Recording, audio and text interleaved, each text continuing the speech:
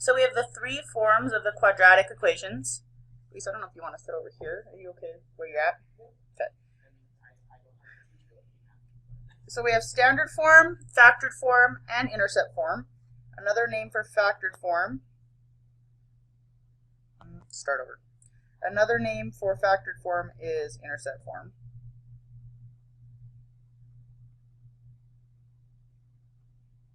And they're all useful for different things. So with standard form, okay, this is useful if you want to know where the y-intercept is,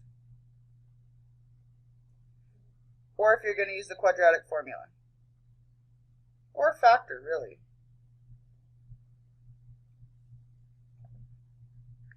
And if you want to find the x-intercepts from the quadratic form, you have to either factor or use the quadratic formula. And I could make a side note for that and say unless b equals 0, and then you can do square roots.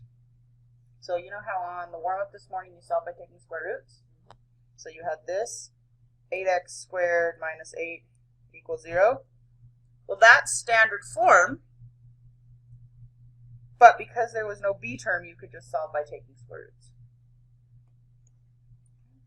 The axis of symmetry, that's the line down the middle, cuts it in half. Okay, for standard form, that's given by x equals, let me think about it, negative b over 2a.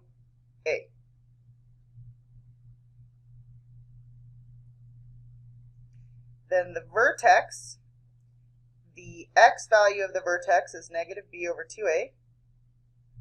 And then if you plug that number into your function, so we're going to say f of negative b over 2a, you'll get the vertex. And what does that mean in English? It means if you used your formula, and maybe this is your picture right here, and you did negative b over 2a, it would give you this line right here. X equals. Does that make sense? Then if you plug that x value in, it would tell you this vertex. Plug in x and it would spit out y, and that would be your vertex. Okay. And then the y-intercept for C, it's when x equals 0.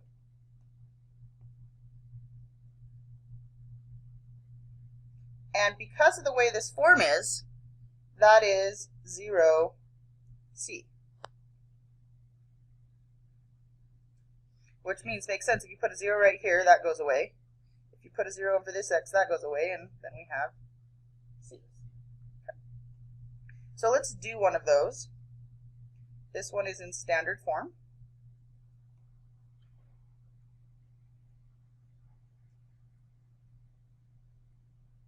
All right. The first thing we're going to do is find the x-intercepts.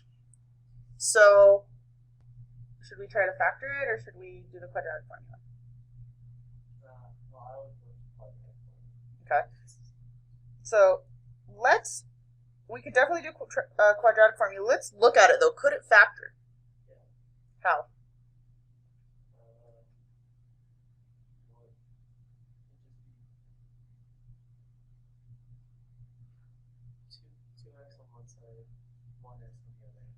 Yeah, so you're thinking 2x and x, and then we need the multiples of 8, or actually the multiples of, yeah. So yeah, if we'd factor it, what would you do?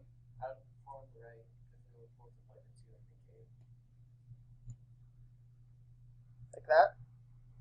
Because you said 4 on the right, but if we did 4 on the right, then it would make 8, but we need to combine to make 8, so we'd be too high. So instead, because we're doing the guess and check method, I'm going to put 4 on the left. Well, I meant 4 on the far. Okay, so we're facing opposite directions, that's the way. So 4x and 4x, and let's see, does that add to make positive 8? If if they're positive, right? Yeah. Is it fully factored? No. Don't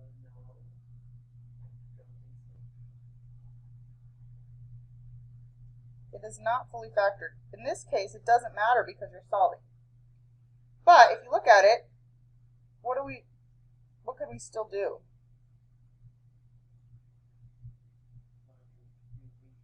so. Like on the warm-up, solve zero. Okay, so let's do that and then go back to the fully factored question. So you do it and I'll do it, and then we'll set the baby equations equal to 0.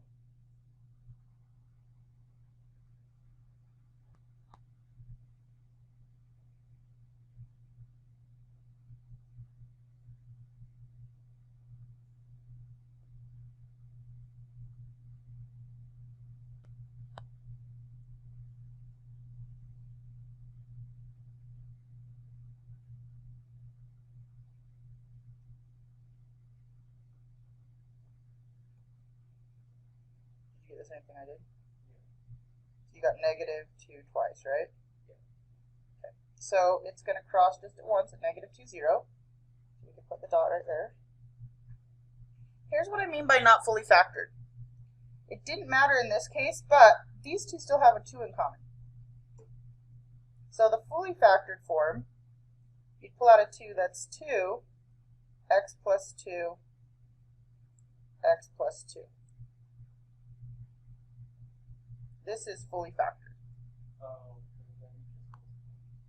Yeah, and the other thing is you could have done that from the beginning by taking out the greatest common factor, and then things would have been easier because all three of them were divisible by 2, right? Yeah. So pull out a 2. And this one in here is easier to factor. So careful with the factoring. In this case, it didn't matter. Now how do I find the axis of symmetry for this problem?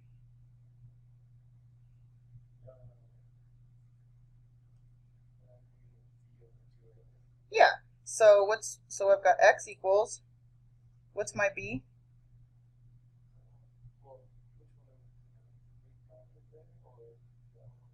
The original. So negative b would be -8 all over 2, and what's my a? So that's -8 over 4, which is -2. So x equals -2. So then I know that it's going to fold around -2. Okay. Now how do I find the vertex?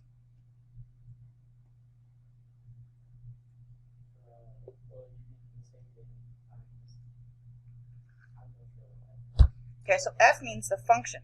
So we're going to plug in this -2 into our equation. So 2 times -2 squared plus 8 times -2 plus 8.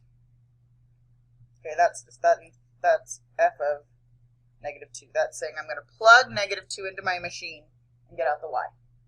And I'm going to let you do that real quick. When you got that it equaled 0. So our vertex is at -2, 0, which was the same as the x-intercept, so that shouldn't have been too shocking in this case, because that was the point that was on my axis of symmetry. Now, just a quick look at it, Luis, is it going to open up or down?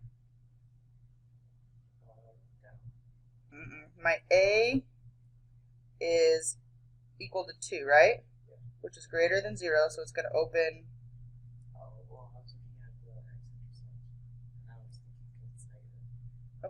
You have to look at the a term. So it's going to open up. So I know it's going to do something like this, but the exact shape will be given to me by the y-intercept. What's my y-intercept? So go back up here. How do I find my y-intercept? So what's my c value? So 0, 8. So 1, 2, 3, 4, 5, 6, 7, 8. And then because of axis of symmetry, it's going to be the same on the other side. So it's going to be kind of skinny. and look like that. Does it make sense? So there we go. And let's go back up to here. One thing I left off is it opens up. If A is greater than 0, it opens up. And this works for all of them. If A is less than 0, it opens down.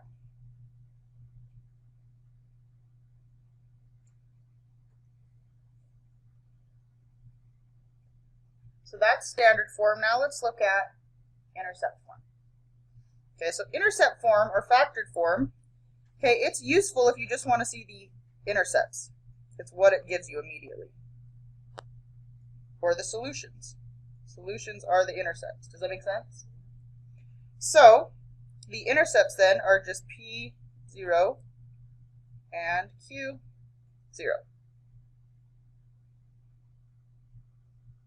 And that's because if this is factored form, you could set the baby equations equal to 0, and you don't have to write this down.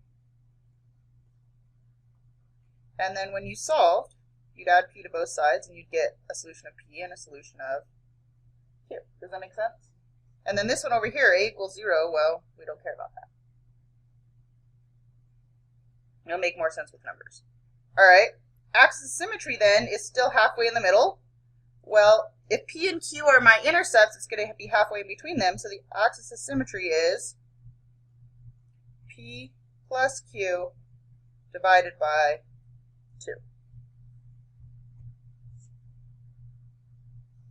And then the vertex is going to be the same thing. The P plus Q divided by 2 is the x part, and then you're going to plug that into your function.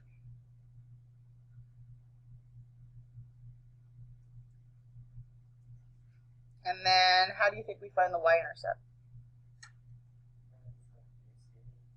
Well, there is no c when x equals 0. So just plug in x for 0.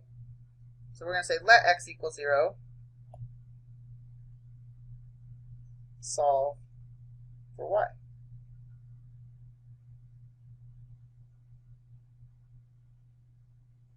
So if we wanted to go ahead and do that one, this one's intercept form.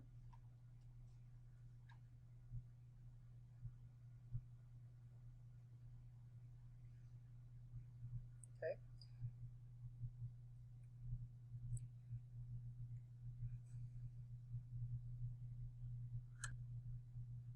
The last one we have is vertex form, and it's good when you want to know the vertex. I think that makes sense. Okay, and the vertex is given by h, k. So again, if this was 3 times x plus 2 minus 4, what would the vertex be?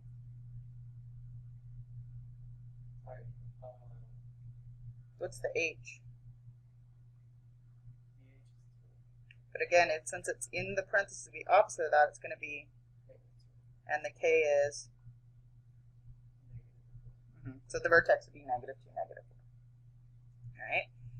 Axis of symmetry, well, the axis of symmetry is just the x part of the vertex, so this one's nice. It's just x equals h. And I messed this up. The vertex goes right here, hk.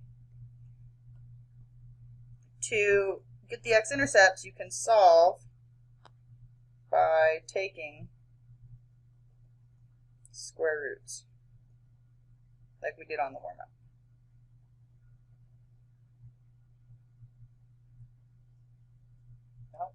Okay. And then how do I find the y-intercept?